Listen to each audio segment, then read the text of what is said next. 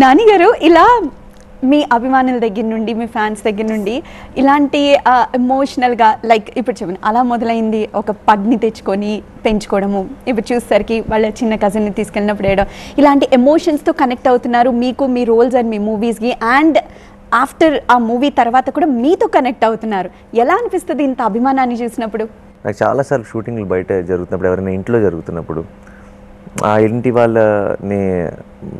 ఇప్పుడు ఏదైనా ఒక బయట లొకేషన్లో చేస్తున్నప్పుడు షూటింగ్ వాళ్ళు తీసేసుకుంటారు కంప్లీట్గా దాని కంట్రోల్ని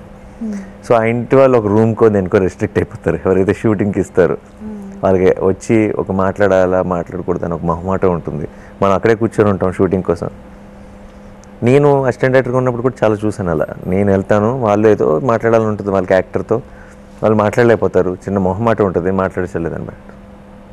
నేను యాక్టర్ని అయిన తర్వాత నేను ఆ షూటింగ్స్ చేసినప్పుడు నేను చాలాసార్లు ఆ ఇంట్లో ఉన్న పెద్దవాళ్ళు ఎవరో ఒకళ్ళు వచ్చేసి ఆల్మోస్ట్ నా ఇలా చేయబట్టుకొని నువ్వు ఒకసారి రా అని చెప్పి నన్ను తీసుకెళ్ళిపోయి లోపలికి నువ్వు మా ఇల్లు చూడాలి అని చెప్పి ఇల్లంతా చూపించేసి నువ్వు ఏం తింటావు నువ్వు బాగా తగ్గిపోతున్నావు నువ్వు అసలు ఈ మధ్య నువ్వు 2 సినిమాల ముందే బాగున్నావు ఎందుకంత బాగా అయిపోతున్నావు నాకు కొంచెం బొద్దుగా ఉంటేనే బాగుంటావు ఇలా ఆల్మోస్ట్ ఇంట్లో పిల్లల్ని తిట్టినట్టు తిట్టేసేవాళ్ళు అంటే తిట్టడం ప్రేమతో అనమాట సో ఐ ఫీల్ ఎంత పేరు వచ్చినా ఎంత పెద్ద స్టార్ అని మీరు పిలిచినా అన్ని స్టార్డమ్లను కొట్టే ఫీలింగ్ అది and I feel I'm really lucky and I'm thankful and I'm blessed you are really lucky అండి నిజంగానే అందరి ప్రేమల్ని పొందుతున్నారంటే that's the best part of your life I think yes it is undoubtedly present scenario మనం చూస్తున్నాం women made be man's child లేకపోతే ఒక doctor అంటే సమాజంలో ఒక గౌరవంగా బతికే ఒక డాక్టర్ అయినా సరే ఉమెన్ అనగానే ఒక ఆట బొమ్మలాగా తప్పితే ఎవరు గౌరవించే విధానం అనేది తగ్గిపోయింది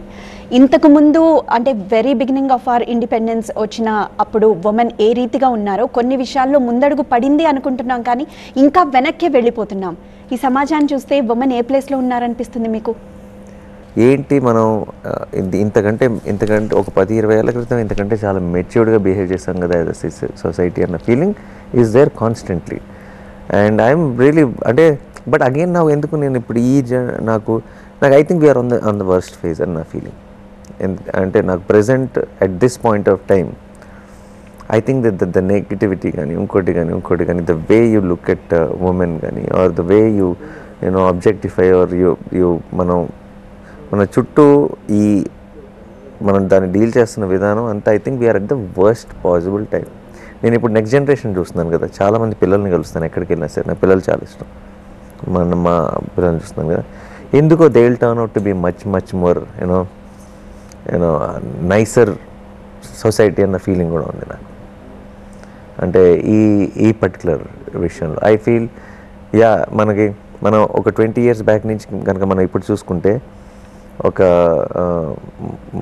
మన సొసైటీ ఉమెన్ని ట్రీట్ చేస్తున్న విధానం డెఫినెట్గా ఇట్ వెంట్ డౌన్ 100%. నాకు ఇప్పుడు ఆ బాటంలో which is sad, definitely sad, but నాకు ఇది ఇంకా ఇలాగే వెళ్ళి ఈ 10-20 ఏళ్ళ తర్వాత ఏమైపోతుందో అన్న భయం లేదు ప్రస్తుతానికి. నాకు ఎందుకో హోప్ కనపడుతుంది.